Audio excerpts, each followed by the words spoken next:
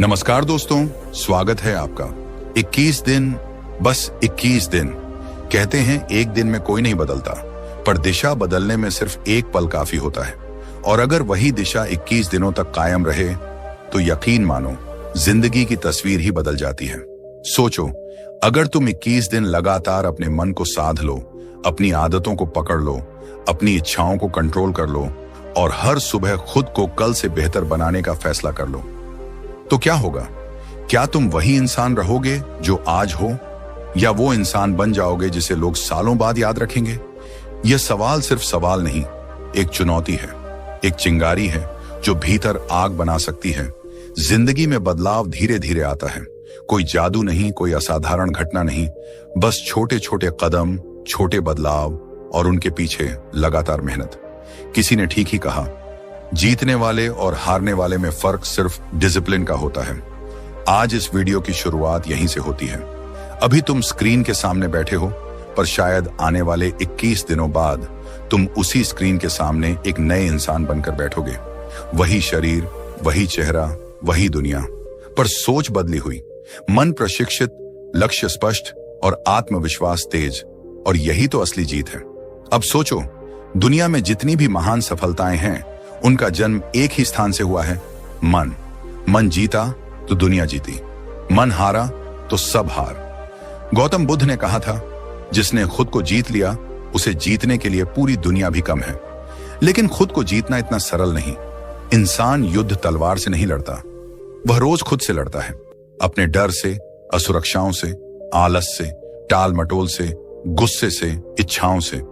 कभी मन कहता है उठो, आगे बढ़ो, और अगले ही पल मन कहता है छोड़ो, कल करेंगे। यह मन ही है जो एक सेकंड में तुम्हें महान बना सकता है और अगले सेकंड में गिरा सकता है। मन को साधना ही असली क्रांति है। मनोविज्ञान कहता है कि इंसान की हर आदत को बदलने में औसतन 21 दिन लगते हैं। हार्वर्ड यूनिवर्सिटी और MIT की कई रिसर्च ने साबित किया, ब्रेन न्यूरल पैथवेज यानी दिमाग के अंदर बने रास्ते जिनसे आदतें और व्यवहार चलते हैं, वो लगातार 21 दिन की प्रैक्टिस से कमजोर या मजबूत किए जा सकते हैं। मतलब, अगर तुम रोज 21 दिन किसी चीज को दोहराओ तो दिमाग उसे नेचुरल मानना शुरू कर देता है। यह विज्ञान का सिद्धांत है, न्यूरोप्लास्टिसिटी। ब्रूस लिप्टन, चार्ल्स डुहिग और जेम्स क्लियर जैसे बिहेवियरल साइंटिस्ट भी कहते हैं, इंसान अपनी आदतों से बनता है। आदतें बदली, जीवन बदला। और यही बात बुद्ध ने 2500 साल पहले कही थी, मन ही सबकी जड़ है, जैसा विचार वैसा जीवन। बुद्ध ने कभी आधुनिक विज्ञान नहीं पढ़ा था, पर सत्य वही था। उन्होंने मन को देखा, महसूस किया, समझा और जिया। इसलिए उनका ज्ञान समय से परे है, आज भी उतना ही प्रभावी जितना तब था। गौतम बुद्ध कहते हैं, दुख का कारण बाहरी दुनिया नहीं, हमारा मन है। गुस्सा कोई बाहरी चीज नहीं, हमारे भीतर उठी प्रतिक्रिया है। भटकाव बाहर नहीं, अंदर की कमजोरी है। तनाव दुनिया नहीं देती, हम अपने विचारों से पैदा करते हैं। एक कहानी याद आती है। एक व्यक्ति बुद्ध के पास आया और बोला, मैं परेशान हूं, दुखी हूं, मुझे शांति चाहिए। बुद्ध मुस्कुराए और बोले, मैं तुम्हें शांति दूंगा नहीं, मैं तुम्हें वह रास्ता दिखाऊंगा जहां तुम खुद शांति पा सको। वह व्यक्ति चौंका। बुद्ध ने उसे एक सरल अभ्यास दिया, 21 दिनों तक सिर्फ अपने विचारों को देखो, निर्णय मत दो, विरोध मत करो, बस ऑब्जर्व करो। पहले दिन वह बेचैन हुआ, दूसरे दिन झुंझलाया, तीसरे दिन भागने का मन हुआ। लेकिन जैसे जैसे उसने मन को देखना शुरू किया, उसे एहसास हुआ, दर्द बाहर नहीं, भीतर था। शांति कहीं और नहीं, अपने ही भीतर छुपी थी। 21 दिन बाद वह व्यक्ति बदला हुआ खड़ा था, वही इंसान, पर चेहरा शांत, मन स्थिर, आंखें गहरी। वह बोला, समस्या दुनिया नहीं थी, समस्या मैं था और समाधान भी मैं ही हूं। यही है गौतम बुद्ध का ज्ञान। वे कहते हैं, मन को जितना तुम चलाओगे वह उतना उछलेगा, लेकिन जितना देखोगे, समझोगे, स्वीकारोगे, वह उतना शांत होगा। आज तुम भी वही सफर शुरू करने जा रहे हो। इस वीडियो की शुरुआत एक वादा है, खुद से वादा। तुम और मैं साथ रहेंगे इन 21 दिनों में। तुम हर दिन सीखोगे, हर दिन बदलोगे, हर दिन एक नया कदम आगे बढ़ाओगे। और अगर तुम टिका रहे तो कोई तुम्हें टाल नहीं पाएगा। तुम दौड़ में नहीं, खुद से आगे निकलोगे, और जो खुद से आगे निकल गया उसके आगे दुनिया स्वतः पीछे रह जाती है। सोचो कितने लोग महान बनने का सपना देखते हैं, पर बहुत कम लोग उस सपने के लिए सैक्रिफाइस करते हैं। सब कहते हैं मैं बदलना चाहता हूं, पर वही मोबाइल, वही आदतें, वही टाल मटोल। कोई भी बड़ी जीत आसानी से नहीं मिलती। विज्ञान कहता है डोपामीन एडिक्शन लगातार दिमाग को कमजोर करती है।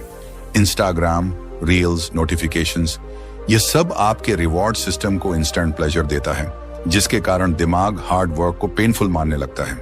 फिर आलस बढ़ता है, फोकस घटता है, ड्रीम्स धुंधले हो जाते हैं। लेकिन अगर तुम 21 दिन मन को ट्रेन कर लो, रील्स की जगह बुक्स, गुस्से की जगह साइलेंस, स्ट्रेस की जगह अवेयरनेस, कंपैरिजन की जगह फोकस, तो सोचो तुम क्या बन जाओगे। तुम्हारा दिमाग तेज होगा, मन शांत, विचार स्पष्ट। यही बुद्ध का मार्ग है, माइंड ट्रेनिंग। वह कहते हैं बाहर की दुनिया जीतने की कोशिश मत करो, पहले भीतर की दुनिया जीतो। अब कल्पना करो तुम हर दिन सुबह उठते हो और 10 मिनट साइलेंस में बैठते हो। हर दिन खुद से पूछते हो मुझे क्या बनना है। हर दिन वही 21 दिन तक। धीरे धीरे मन तुम्हारा दास बन जाएगा। जहां पहले मन तुम्हें चलाता था, अब तुम मन को चलाओगे। यही है ट्रांसफॉर्मेशन, यही है शक्ति। किसी वैज्ञानिक ने कहा humans don't decide their future, they decide their habits and their habits decide their future. और बुद्ध कहते हैं तुम वही बनते हो जो तुम सोचते हो। दोनों बातें एक ही दिशा में इशारा करती हैं। मन बदलो, आदतें बदलेंगी। आदतें बदलेंगी, भविष्य बदलेगा। 21 दिन, बस 21 दिन खुद को दे दो। डिसिप्लिन को दर्द नहीं, अपने सपनों का रास्ता समझो। मोबाइल एडिक्शन की जगह सेल्फ कंट्रोल रखो। गुस्से की जगह अवेयरनेस, स्ट्रेस की जगह एक्सेप्टेंस, कंपैरिजन की जगह ग्रोथ माइंडसेट। धीरे धीरे तुम महसूस करोगे तुम्हें पहले जैसी बातें चोट नहीं पहुंचाती, पहले जैसा डर नहीं रोकता, पहले जैसी आलस नहीं घसीटती, पहले जैसे लोग मायने नहीं रखते। अब तुम बदल चुके हो, अब तुम दिशा पकड़ चुके हो। अब दुनिया तुम्हें रोक नहीं सकती। ये सफर कठिन होगा लेकिन असंभव नहीं। पहले दिन मन भागेगा, कहेगा बस आज नहीं कल से, पर तुम उसे पकड़ोगे, बैठाओगे, कहोगे यही समय है, अभी। दूसरे दिन दिमाग बहाने देगा, थका हूं, मूड नहीं, पर तुम कहोगे 81 दिन, बस इतना ही। तीसरे, चौथे, पांचवें दिन मन धीरे धीरे तुम्हारी सुनने लगेगा। छठे दिन तुम हल्का महसूस करोगे, 7वें दिन फोकस बढ़ेगा, 10वें दिन आदतें बदलने लगेंगी, 15वें दिन आत्मविश्वास आएगा और 21वें दिन तुम खुद को पहचान नहीं पाओगे। लोग कहेंगे तुम में कुछ बदल गया है, पर तुम जानोगे सब अंदर बदला है। बुद्ध का मार्ग आसान नहीं पर स्पष्ट है। वे समाधान नहीं देते, रास्ता देते हैं। वे कहते हैं ध्यान में बैठो, मन को देखो, विचारों को बहने दो, उन्हें पकड़ो मत। लाइफ इज सफरिंग, यह कहकर वे डराते नहीं, सिखाते हैं कि दुख बाहर से नहीं, हमारी प्रतिक्रिया से पैदा होता है।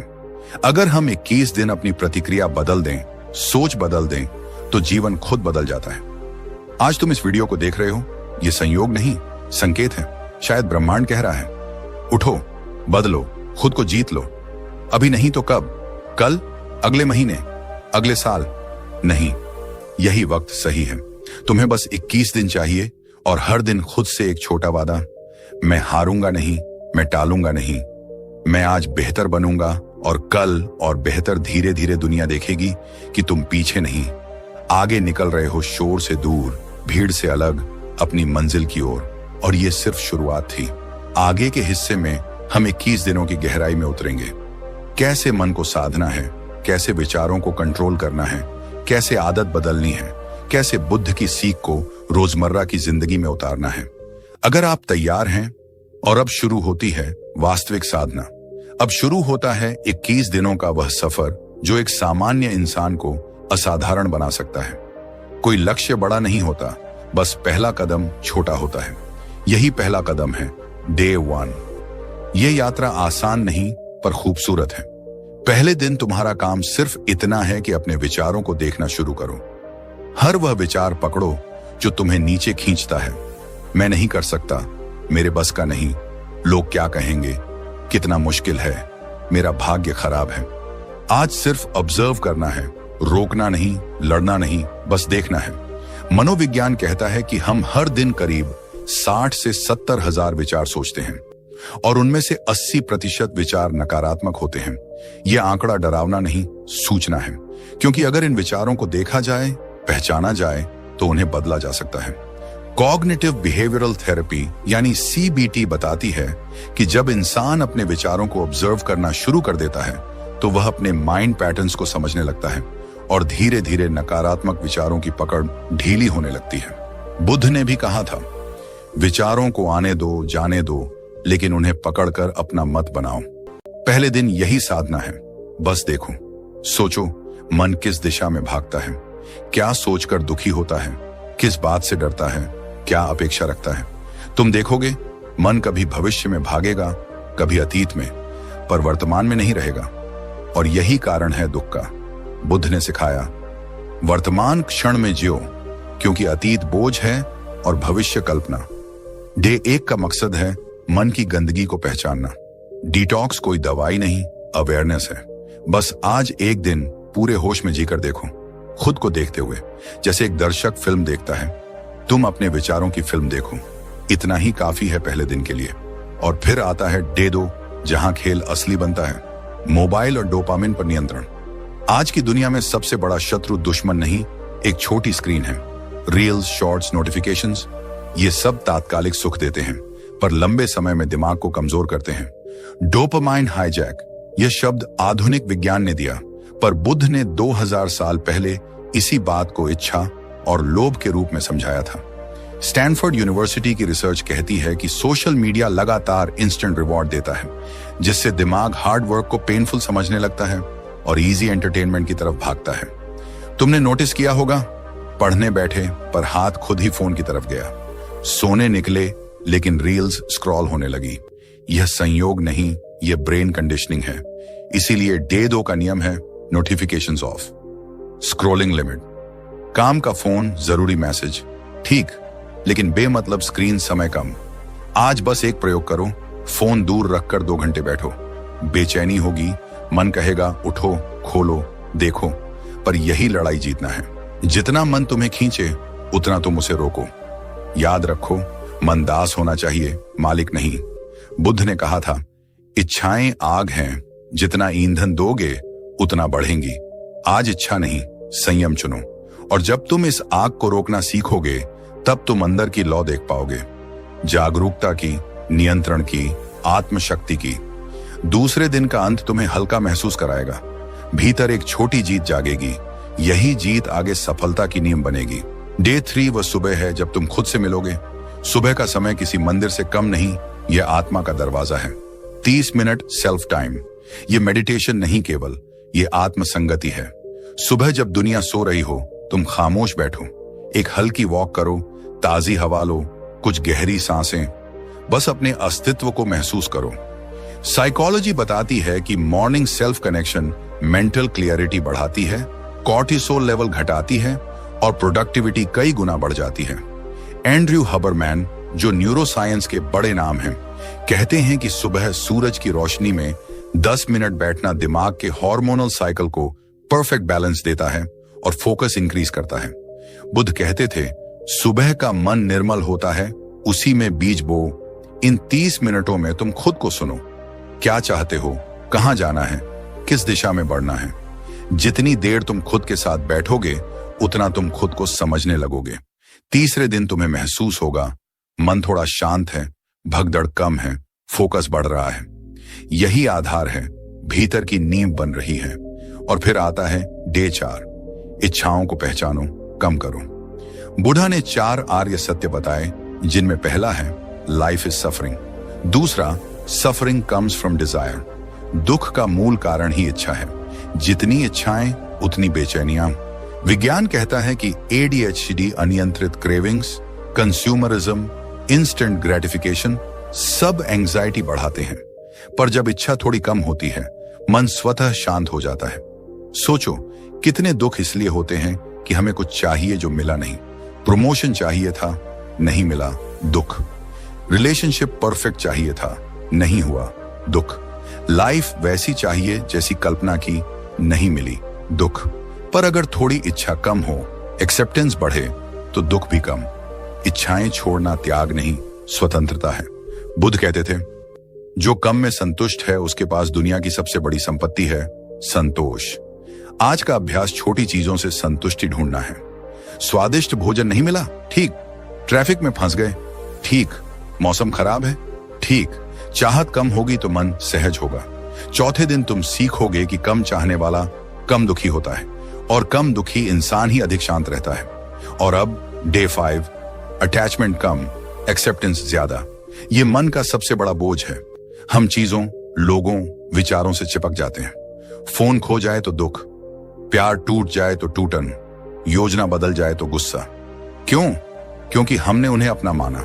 बुद्ध ने कहा, जो बीत जाए उसे पकड़ो मत, जो बदल जाए उसे रोको मत। अटैचमेंट कुछ नहीं, बस यह विश्वास की चीजें हमेशा हमारी तरह रहेंगी। पर जीवन परिवर्तन है, जो आज है कल नहीं। मनोविज्ञान कहता है कि इमोशनल पेन का सबसे बड़ा कारण रेजिस्टेंस है, एक्सेप्टेंस की कमी। Acceptance therapy. ACT के अनुसार जब इंसान चीजों को जैसा है वैसा स्वीकार लेता है तो दुख आधा कम हो जाता है। रिश्ते टिकते हैं तब जब अपेक्षा कम और समझ ज्यादा हो। जीवन सरल होता है तब जब नियंत्रण कम और स्वीकृति अधिक हो। आज का अभ्यास यही है, परिस्थितियों को जैसे हैं वैसे स्वीकार करना।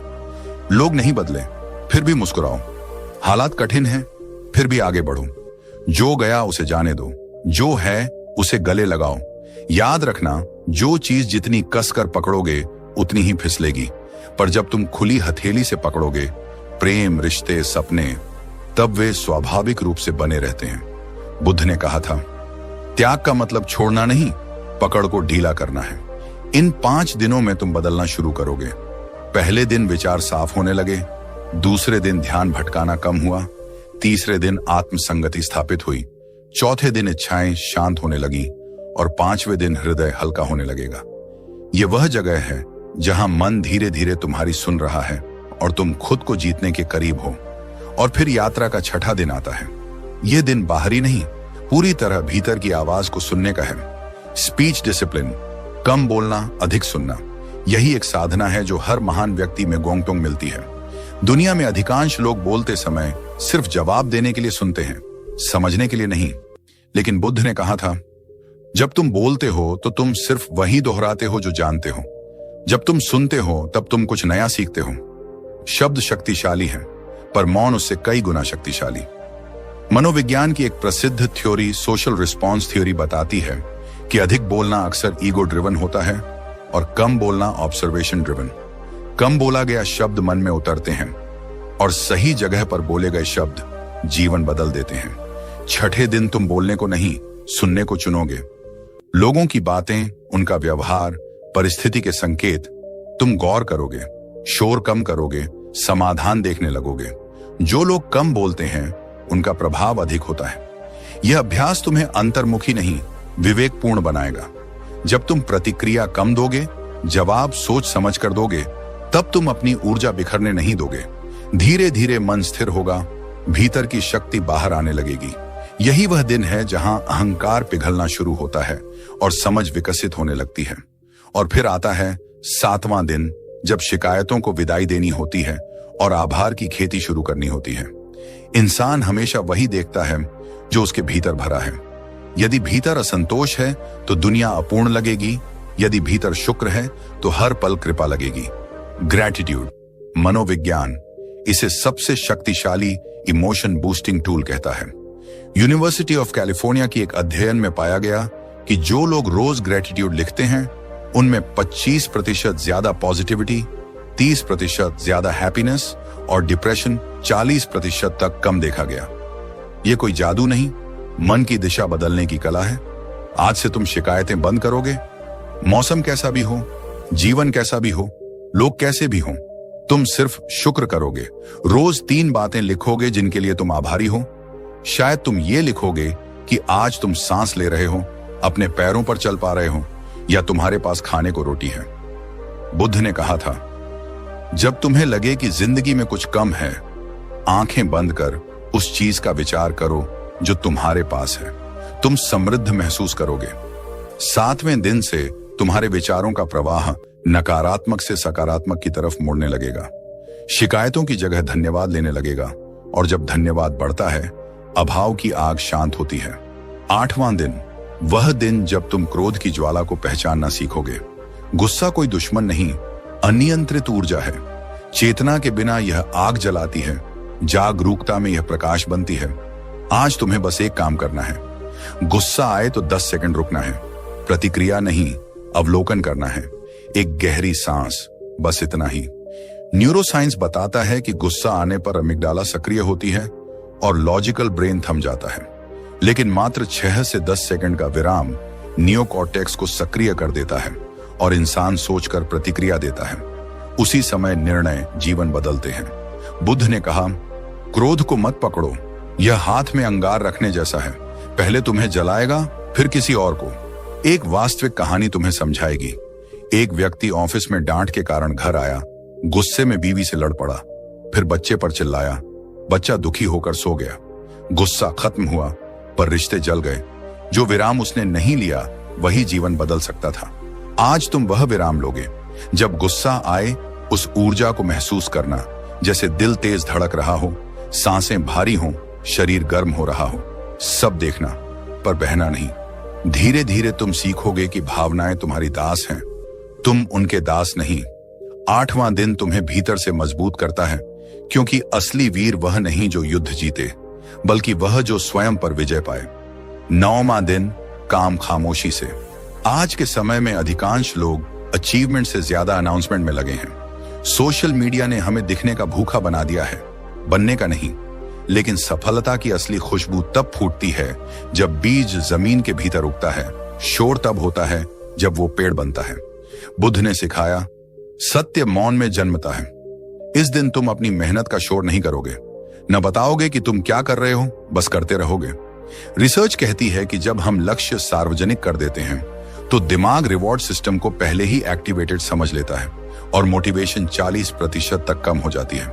काम करो, दिखाओ मत, परिणाम स्वयं बोलेगा। यह दिन तुम में धैर्य, गहराई और स्टील जैसा मन बनाता है। जब तुम चुपचाप मेहनत करते हो, दुनिया अचानक एक दिन चौंक जाती है। यही रियल पावर है। Silence work, loud result. और फिर आता है 10वां दिन, जो बहुतों की जिंदगी नर्क बना देता है। तुलना, कंपैरिजन। इंसान दूसरों की रेस में दौड़कर थक जाता है, पर खुद की रेस में दौड़े तो खिल उठता है। सोशल कंपैरिजन थ्योरी के अनुसार जब इंसान खुद की तुलना दूसरों से करता है तो डोपामीन गिरता है, सेल्फ वर्थ कम होती है, स्ट्रेस बढ़ता है। कंपैरिजन एक जहर है, धीरे धीरे आत्मविश्वास को खा जाता है। तुम इंस्टाग्राम पर देखते हो सबके पास कुछ है, तुम्हारे पास नहीं। पर सच यह है कि तुम किसी की हाईलाइट देखकर अपनी स्ट्रगल जज करते हो। बुद्ध ने कहा, तुम खुद ही अपने रास्ते के प्रकाश बनो। 10वें दिन तुम समझोगे कि तुम्हारा रास्ता अनूठा है, तुम्हारी गति अलग है। कोई तुमसे आगे है तो प्रेरणा लो, पर दर्द मत लो। किसी का भाग्य तुम्हारे परिश्रम को कम नहीं करता। जैसे सूर्य चांद से तुलना नहीं करता, बस चमकता है, वैसे ही आज तुम सिर्फ अपनी रेस दौड़ोगे। हर दिन बस अपना कल बेहतर बनाने की दौड़। और जब तुम अपनी रेस में आ जाओगे, तुम तेजी से बढ़ोगे, क्योंकि तुम्हारा लक्ष्य तुम हो, कोई और नहीं। याद रखना, इन 10 दिनों में तुम मन के कई जाल तोड़ चुके हो। विचारों को देखना सीखा, मोबाइल का नियंत्रण सीखा, सुबह खुद से मिलना सीखा, इच्छाओं को शांत करना सीखा, पकड़ को ढीला करना सीखा, शब्दों को संयमित करना सीखा, आभार जगाना सीखा, क्रोध को रोकना सीखा, मौन में काम करना और तुलना छोड़ना सीखा। तुम वह बन रहे हो जिसे दुनिया रोकेगी नहीं। आगे 11 से 21 दिन तुम्हें लोहे जैसा अनुशासन, हीरे जैसी चमक और कमल जैसी शांति देंगे। 10 दिनों की यह यात्रा जब गुजर चुकी थी, तब मन का स्वरूप धीरे धीरे बदलने लगा। पहले जो चीजें भारी लगती थीं, जो आदतें जकड़ कर बैठी थीं, अब वे ढीली पड़ने लगी हैं। तुम अब महसूस कर रहे हो कि नियंत्रण भीतर से जन्म लेता है। कोई बाहर का व्यक्ति तुम्हारा जीवन नहीं संभाल सकता। तुम खुद ही अपने जीवन के कारीगर हो, और यही समझ तुम्हें अगले दिनों में और गहराई तक ले जाएगी। अब तुम उस रास्ते पर बढ़ चुके हो जहां सामान्य लोग कभी चलने की हिम्मत नहीं करते। तुम्हारे भीतर क्रांति जन्म ले चुकी है, धीरे, शांत पर बेहद शक्तिशाली। 11वां दिन आता है और तुम सरल जीवन की ओर कदम बढ़ाते हो। धीरे धीरे तुमने समझना शुरू किया कि जिंदगी का भार चीजों से नहीं, चिपकाव से बढ़ता है। जो कपड़े तुम्हारे पास हैं वे काफी हैं, जो मोबाइल तुम्हारे हाथ में है वही उपयोगी है, जो सुविधा मिल रही है वही बहुत है। अनावश्यक लग्जरी, दिखावा, चमक, ये सब मन पर अदृश्य बोझ डालते हैं। मनोविज्ञान कहता है कि मिनिमलिज्म मानसिक तनाव कम करता है, निर्णय क्षमता बढ़ाता है और क्रिएटिविटी को खुलने देता है। जब दिमाग के सामने कम विकल्प होते हैं तो क्लैरिटी बढ़ जाती है। बुद्ध ने हमेशा साधारण जीवन की बात कही, कम इच्छाएं, अधिक शांति। उन्होंने राजमहल छोड़ा, जंगलों में गए, मिट्टी पर सोए, क्योंकि सरलता ही मन को मुक्त करती है। 12वां दिन आता है और अब तुम्हें समझ आया कि सफलता आकार से नहीं, एकाग्रता से जन्म लेती है। तुमने कई बार एक साथ बहुत कुछ करने की कोशिश की, जिम भी, किताब भी, बिजनेस भी, स्किल भी, पर परिणाम अधूरे रहे। आज तुमने फैसला लिया, एक लक्ष्य, वन टारगेट रूल। मनोविज्ञान कहता है कि दिमाग मल्टीटास्किंग के लिए बना ही नहीं, ये हर काम के बीच बार बार स्विच करता है, जिससे ऊर्जा खर्च होती है और काम धीमा होता है। स्टैनफोर्ड रिसर्च कहती है, जो व्यक्ति एक समय में एक काम करता है वह 40 से 60% तक ज्यादा प्रोडक्टिव होता है। बुद्ध ने ध्यान के माध्यम से एकाग्रता को साधा। वह कहते थे, अपने मन को एक बिंदु पर रखो, बिखराव दुख है, एकाग्रता मुक्ति। जब तुमने आज सिर्फ एक लक्ष्य चुना, तभी तुमने जीतने का रास्ता चुना। अब कदम छोटे हो तो हों, पर दिशा स्पष्ट है। एक रास्ता, एक लक्ष्य, एक ऊर्जा। 13वां दिन आता है, तुम्हारे भीतर जागरूकता की रोशनी फैलती है। Present moment awareness. तुम अब एक साथ 5 काम करते हुए नहीं दिखते। जब खाना खा रहे हो तो सिर्फ खाना, जब पढ़ रहे हो तो सिर्फ पढ़ना, जब चल रहे हो तो सिर्फ चलना। पहले मन वर्तमान में नहीं रहता था, या तो अतीत में फंसा रहता था या भविष्य की चिंता में, पर आज तुम हर काम में उपस्थित हो। मनोविज्ञान कहता है कि वर्तमान में जीने वाले लोगों का तनाव कम होता है, स्मरण शक्ति बेहतर होती है और अंदर आनंद खुद उभरता है। माइंडफुलनेस आज दुनिया के सबसे बड़े थेरेपी टूल्स में शामिल है। बुद्ध ने कहा था, वर्तमान ही वास्तविक है, बाकी सब मन की कहानी है। और आज तुम अब कल्पनाओं में नहीं, जीवन में जी रहे हो। एक चाय का कप भी एक ध्यान बन सकता है, यदि तुम उसे पूरी सच्चाई से पी रहे हो। तुम आज महसूस कर रहे हो कि धीमा होना हार नहीं, गहराई है। 14वां दिन आता है और ज्ञान तुम्हारा साथी बनने लगता है। रोज 20 मिनट किताबें पढ़ना, सीखना, नया ज्ञान सोखना। किताबें वही रास्ता दिखाती हैं जहां अनुभव कम पड़ जाता है। तुम अब हर रात सोने से पहले कुछ पन्ने पढ़ते हो। जीवन, मन, सफलता, शांति, कालजयी विद्वानों के अनुभव। तुम्हारा मन अब तेज हो रहा है। किताबें दिमाग की एक्सरसाइज हैं। मनोविज्ञान कहता है कि पढ़ना न्यूरल नेटवर्क मजबूत करता है, वोकैबुलरी और कम्युनिकेशन स्किल्स बढ़ाता है और तनाव 68% तक घटा सकता है। बुद्ध सीख पर नहीं, अनुभव पर जोर देते थे, पर सीख ही अनुभव की नींव बनती है। वह कहते थे, ज्ञान दीप है, अज्ञान अंधकार, और आज वह दीपक तुम्हारे भीतर जल गया है। जब तुम किताब बंद करते हो, दिमाग में नए विचार घूमते हैं, तुम्हारी सोच विस्तृत होने लगती है। तुम समझते हो कि जितना सीखोगे उतना विनम्र बनोगे, और यही विनम्रता तुम्हें महान बनाती है। 15वां दिन आता है, शरीर पर ध्यान, फूड डिसिप्लिन। तुमने सीखा कि मन और शरीर अलग नहीं, एक ही ऊर्जा के 2 पहलू हैं। जब भोजन भारी हो, मन सुस्त हो जाता है। जब खाना हल्का, स्वस्थ और संतुलित हो, ऊर्जा साफ बहती है। आज तुमने खाना सिर्फ पेट भरने के लिए नहीं, जीवन देने के लिए खाया। बुद्ध हल्का भोजन लेते थे ताकि शरीर ध्यान का सहारा बन सके, बोझ नहीं। आधुनिक विज्ञान कहता है कि हेवी फूड डाइजेशन में ऊर्जा खींच लेता है, जिससे दिमाग स्लगिश हो जाता है। हल्का भोजन क्लैरिटी देता है, ध्यान को गहरा करता है। तुमने आज रात सिंपल खाना खाया और महसूस किया कि नींद शांत आई। जब सुबह उठे तो दिमाग साफ था, सोच तेज थी। यही परिवर्तन है, छोटे बदलाव, बड़े असर। अब तुम महसूस कर रहे हो कि 15 दिनों में तुम बाहर से नहीं, भीतर से बदल चुके हो। जो पहले आदतें तुम्हें चलाती थीं, आज तुम उन्हें चला रहे हो। मन अब दास नहीं, तुम्हारा सेवक बन रहा है। शरीर अब जंजीर नहीं, तुम्हारा सहयोगी है। लक्ष्य अब बोझ नहीं, एक प्रकाश स्तंभ है जो तुम्हें आगे बुला रहा है। अवेयरनेस अब कोई कॉन्सेप्ट नहीं, तुम्हारा अनुभव है। जब तुम सुबह उठते हो तो भीतर से शांति और उद्देश्य उठता है, जैसे हवा कह रही हो, चलो आज भी आगे बढ़ते हैं। तुम अब दौड़ नहीं रहे, तुम बढ़ रहे हो, धीरे पर मजबूती से। यही यात्रा का सौंदर्य है। तुम बदलते नहीं दिख रहे, पर गहरे स्तर पर नया मन जन्म ले रहा है। तुम अब वही इंसान नहीं जो शुरू में था। अब तुम्हारी आंखों में चमक है, चेहरे पर नरमी है और भीतर एक आग, शांत आग। जैसे बुद्ध शांत थे पर पर्वतों से भी भारी, वैसे ही तुम भी शांत होकर शक्तिशाली हो रहे हो। विज्ञान, मनोविज्ञान, बुद्ध का ज्ञान, सब मिलकर तुम्हें एक नई दिशा दिखा रहे हैं। 15 दिनों के बाद तुम अब एक नए स्तर पर पहुंच चुके हो। तुम्हारी सोच हल्की हो रही है, मन साफ महसूस होता है। तुम्हारा चेहरा अब तनाव से कठोर नहीं बल्कि शांत चमक से भरा है। लेकिन असली परिवर्तन अभी बाकी है। असली परीक्षा अब शुरू होती है। मन की गहराई यहीं खुलती है। 16वां दिन आता है, अहंकार का सामना। ईगो, यह सबसे सूक्ष्म पर सबसे भारी जाल। अहंकार वही है जो कहता है, मुझसे बेहतर कोई नहीं, मैं सही हूं, मेरी ही जीत जरूरी है। बुद्ध ने कहा था, अहंकार बुद्धि का सबसे बड़ा शत्रु है। तुम देखते हो कि जब भी तुम जीतते हो, अंदर एक आवाज कहती है, देखा, मैं महान हूं। जब कोई तुम्हारी आलोचना करता है तो तुरंत मन जलता है। आज तुमने फैसला लिया, विनम्रता की राह चुननी है।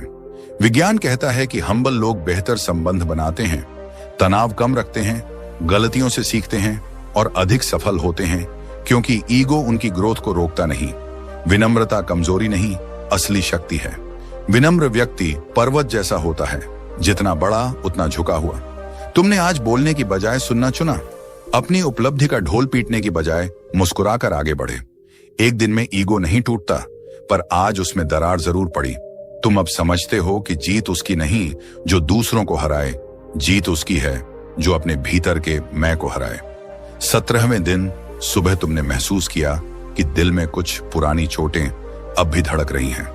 शायद किसी ने धोखा दिया था, किसी की बात चुभी थी, कोई सपना टूट गया था। फॉरगिवनेस, क्षमा, यह शब्द छोटा है, लेकिन इसका अर्थ पहाड़ जैसा गहरा। मनोविज्ञान कहता है कि फॉरगिवनेस मानसिक भार हल्का करता है, कॉर्टिसोल घटाता है, एंजाइटी कम करता है और दिमाग को हीलिंग मोड में लाता है। गुस्सा और बदला मन में जहर की तरह रहते हैं, जिसे हम दूसरों को नहीं खुद को पीते हैं। बुद्ध ने कहा था, क्रोध पकड़ कर रखना ऐसा है जैसे किसी को मारने के लिए अंगारा उठाना, जलते हम ही हैं। आज तुमने धीरे धीरे उन लोगों को मन में माफ किया जिन्होंने दर्द दिया। यह आसान नहीं था, पर जरूरी था। तुमने किसी को कॉल नहीं किया, कोई बड़ा भाषण नहीं दिया, बस दिल से कहा, मैं छोड़ता हूं। उसी क्षण जैसे सीने से भारी पत्थर हट गया।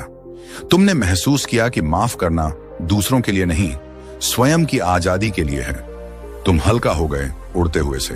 18वां दिन आता है और यह दिन पूरी यात्रा का टर्निंग पॉइंट जैसा है। Self control test day. अब तुम्हें खुद को साबित करना है। आज तुम उस आदत को चुनौती दोगे जो तुम्हें सबसे ज्यादा खींचती है। मोबाइल, मीठा, गुस्सा, आलस, देर तक सोना, कुछ भी। तुमने खुद को कहा, आज मैं अपने मन का आदेश नहीं, अपनी चेतना का पालन करूंगा। विज्ञान बताता है कि सेल्फ कंट्रोल मसल की तरह है, जितना उपयोग करोगे उतना मजबूत होगा। इस दिन तुम अपने टेम्पटेशन से भिड़े। मोबाइल उठाया तो मन ने कहा, बस 5 मिनट, पर तुमने धीरे से रखा। सामने मनपसंद भोजन था, पर तुमने हल्का खाया। कोई नाराज हुआ तो तुमने प्रतिक्रिया नहीं दी।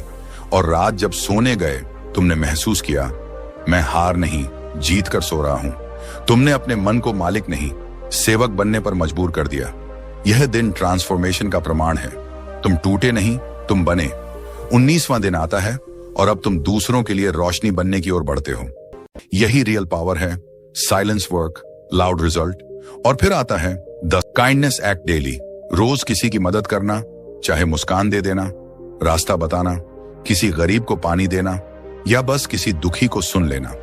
मनोविज्ञान कहता है कि दया डोपामिन, ऑक्सीटोसिन और सेरोटोनिन बढ़ाती है, जिससे मूड बेहतर होता है और लाइफ सेटिस्फैक्शन बढ़ती है। जब तुम किसी की मदद करते हो बिना स्वार्थ, दुनिया बदलती है थोड़ा थोड़ा। बुद्ध ने करुणा को जीवन की ऊंचाई कहा। दया आत्मा की भाषा है।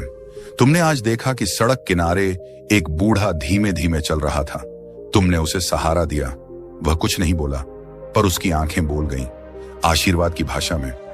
तुम घर लौटे तो दिल भरा हुआ था, जैसे ब्रह्मांड ने तुम्हारे भीतर फूल खिला दिए हों। तुमने आज समझा जो देता है वही असली धनी है। 20वां दिन आता है और अब यात्रा मौन की मांग करती है। Silence hour. दिन में 30 से 60 मिनट बिना बोलना, बिना मोबाइल, बिना संगीत, सिर्फ तुम और तुम्हारा मन। पहले यह अजीब लगा, जैसे मन भाग रहा हो, कहीं फोन उठाने को, कहीं सोचों के शोर में। पर धीरे धीरे मौन गहरा हुआ। तुमने सुना कि भीतर कितनी आवाजें हैं, कितनी परतें हैं, कितनी इच्छाएं फुसफुसाती हैं। मनोविज्ञान कहता है कि साइलेंस ब्रेन को रिचार्ज करता है, क्रिएटिविटी और मेमोरी बढ़ाता है और नर्वस सिस्टम को शांत करता है। बुद्ध घंटों मौन रहते थे, क्योंकि मौन में ही मन स्वयं को देखने लगता है। तुमने आज महसूस किया, शब्दों में शोर है, मौन में सत्य। तुम बैठे रहे बिना किसी विचार के, और अचानक एक क्षण आया जब भीतर सब थम गया। बस शांति थी, जैसे सागर शांत हो गया हो, तरंगें किनारे पर सो गई हों। यह अनुभव दुर्लभ है, लेकिन आज तुम्हें मिला और तुम समझ गए, साइलेंस इज पावर। 21वां दिन, अंतिम दिन, सबसे महत्वपूर्ण लाइफ रेजोल्यूशन। आज कोई बड़ा निर्णय लेना है, ऐसा निर्णय जो आगे की दिशा तय करेगा। यह लक्ष्य, यह आदत, यह बदलाव, कुछ ऐसा जो अब तुम्हारी पहचान बने। तुमने 20 दिन मन, शरीर, अहंकार, भावनाएं, विचार सभी पर काम किया। अब समय है घोषणा का, मैं नया हूं। बुद्ध ने सत्य प्राप्ति के बाद कोई चमत्कार नहीं दिखाया, उन्होंने रास्ता दिखाया, संकल्प दिया। तुम भी आज यही कर रहे हो। तुमने तय किया कि अब सेल्फ डिसिप्लिन जीवन का हिस्सा होगा, अब लक्ष्य स्पष्ट रहेंगे, अब मन का स्वामी तुम होंगे, गुलाम नहीं। तुमने कागज पर लिख लिया, मैं 21 दिन पूरा कर चुका हूं, अब मेरी नई यात्रा शुरू। विज्ञान कहता है कि कमिटमेंट लिखने से मस्तिष्क गंभीरता से काम करता है। डोपामिन लक्ष्य को चेस करने के लिए ऊर्जा देता है। यह संकल्प तुम्हें आगे धकेलेगा जब भी रास्ता कठिन होगा। इन 21 दिनों के बाद तुम वह नहीं रहे जो शुरुआत में था। तुम वह हो गए जो खुद का सुधार चाहता है, जो भीतर की लड़ाई जीत चुका है, जो अब दुनिया को जीतने से पहले खुद को जीतने निकला है। तुम्हारी आंखों में आज शांति है, पर भीतर शक्ति है, जताने की नहीं, निभाने की। यह यात्रा समाप्त नहीं, यह तो शुरुआत है। तुम अब पीछे नहीं देखोगे, तुम रुकने नहीं वाले। अब चाहे दुनिया कुछ भी कहे, तुम आगे बढ़ोगे। तुमने सिद्ध कर दिया कि मन जीता जा सकता है, आदतें बदली जा सकती हैं, जीवन नया लिखा जा सकता है। याद रखना, दुनिया उसी को झुकती है जिसने अपने भटकते मन को साथ लिया हो। तुमने 21 दिन दिए, बदले में जीवन तुम्हें नई दिशा दे चुका है। अब आगे तुम्हें ही इसे निभाना है। कदम सवाल उठेंगे, मन डगमगाएगा, पर हर सुबह तुम्हें अपने इस रूप की याद करनी है, शांत, अनुशासित, विनम्र, दयालु, जागरूक और लक्ष्य पर केंद्रित। यही तुम्हारा नया जन्म है। और अगर तुमने यहां तक सुना है तो तुम साधारण नहीं। तुम उन लोगों में हो जो सिर्फ सोचते नहीं, करते हैं। ऐसे लोग दुनिया नहीं बदलते, अपनी दुनिया बदलते हैं। और जब अपनी दुनिया बदलती है, पूरी दुनिया बदलती हुई महसूस होती है। और फिर जब मन ने 21 दिनों की इस तपस्या का स्वाद चखना शुरू किया, तब व्यक्ति कुछ ऐसा महसूस करने लगता है जिसकी तलाश में वह सालों तक भटकता रहा था। शांति, फोकस और भीतर की रोशनी। अब हम आगे बढ़ते हैं उस अवस्था की ओर जहां इंसान सिर्फ लक्ष्य नहीं पाता, बल्कि खुद को पा लेता है। डे 16 आता है, जहां अहंकार की चुप लड़ाई शुरू होती है। ईगो, जिसे हम अक्सर अपनी ताकत समझ बैठते हैं, जबकि मनोविज्ञान कहता है कि अहंकार इंसान की सबसे बड़ी कैद है। कार्ल जंग कहते थे, जो व्यक्ति अपने भीतर के ईगो को पहचान लेता है, वही सच्चे अर्थों में स्वतंत्र होता है। इंसान का असली बड़प्पन विनम्रता में होता है। गौतम बुद्ध का वचन है, विनम्रता उस वृक्ष की तरह है जो फल लगने पर झुकता है। जब तुम अहंकार को छोड़कर विनम्र बनते हो, तभी तुम्हारा ज्ञान गहरा होता है। ईगो हमेशा बोलता है, मैं सही। बुद्ध कहता है, समझो, देखो, महसूस करो, फिर निर्णय लो।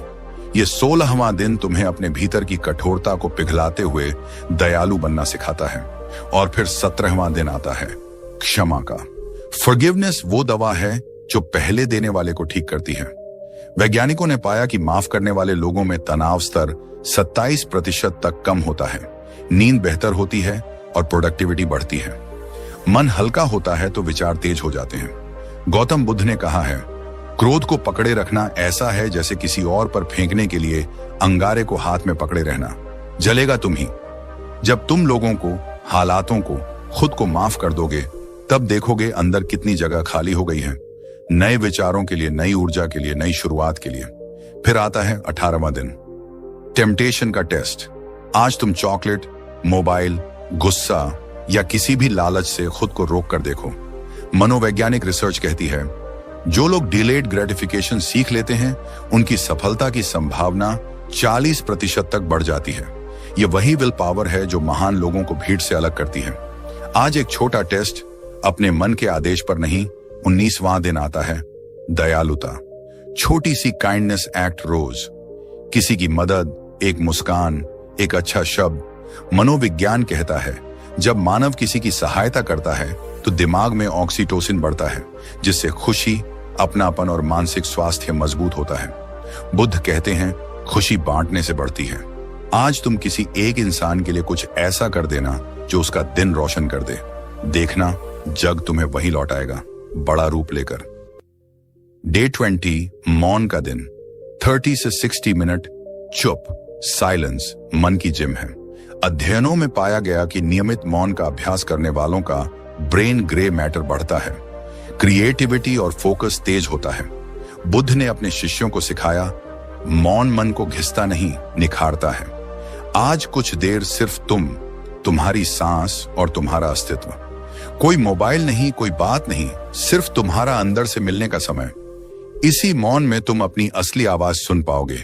और फिर आता है डे 21, वो दिन जहां तुम जीवन का एक बड़ा फैसला करते हो। कोई रेजोल्यूशन, नया लक्ष्य, नया निर्णय, नई दिशा। 21 दिन तक जो तपस्या की है, अब उसका फल लेने का समय।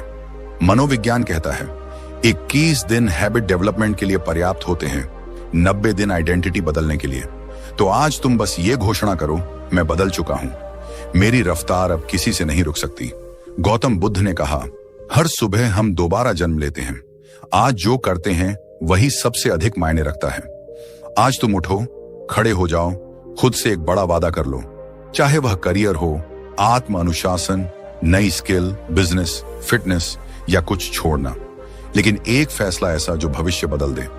और अब सवाल, इन 21 दिनों के बाद क्या बदलेगा? तुम महसूस करोगे कि मन शांत हो गया है। जो पहले भारी लगता था अब हल्का महसूस होगा। फोकस तेज तलवार जैसा होगा और विचार पहले से ज्यादा साफ, दृढ़ और पॉजिटिव। प्रोडक्टिविटी में उछाल आएगा, पर्सनैलिटी मजबूत हो जाएगी। लोग नोटिस करेंगे कि तुम्हारे अंदर कुछ बदल चुका है। तुम में चमक, अनुशासन और एक अजीब सा आत्मविश्वास दिखेगा। ये 21 दिन सिर्फ टेस्ट नहीं थे, तुम्हारी नई पहचान का जन्म थे। और अंत में इस वीडियो का मजबूत, अंदर तक छू जाने वाला निष्कर्ष, कोई नहीं रोक सकता उस इंसान को जिसने खुद को जीत लिया। तुम्हारे आसपास लाखों लोग हैं जो जीत चाहते हैं, लेकिन बहुत कम लोग खुद पर जीत चाहते हैं। जो मन पर विजय पा लेता है, दुनिया स्वतः उसके पीछे चलती है। सफलता का रास्ता बाहर नहीं, भीतर से शुरू होता है। और ये 21 दिन तुम्हें उसी रास्ते पर ले जाने के लिए काफी हैं। अब मैं तुम्हें एक चुनौती देता हूं, आज से शुरू करो। इस वीडियो को खत्म करने के बाद पहला दिन शुरू करो। 21 दिन बाद खुद को पहचान नहीं पाओगे। कमेंट में लिखो, मैं शुरू कर रहा हूं। यह एक वादा नहीं, तुम्हारे नए जीवन का शुभारंभ है। और अगर तुम सच में बदलना चाहते हो, बढ़ना चाहते हो, खुद को एक नए रूप में दुनिया के सामने लाना चाहते हो, तो इस चैनल को ज्वाइन करो। यही वह जगह है जहां तुम्हारे मन को नई दिशा मिलेगी, सोच को नई उड़ान मिलेगी। हर वीडियो तुम्हें अंदर से बदलने का साहस देगा। हम साथ चलेंगे, धीरे नहीं, दमदार तरीके से। अब फैसला तुम्हारा है, 21 दिन या पूरी जिंदगी वहीं खड़े रहना। तुम चुनो और मैं तुम्हारे साथ हूं। धन्यवाद।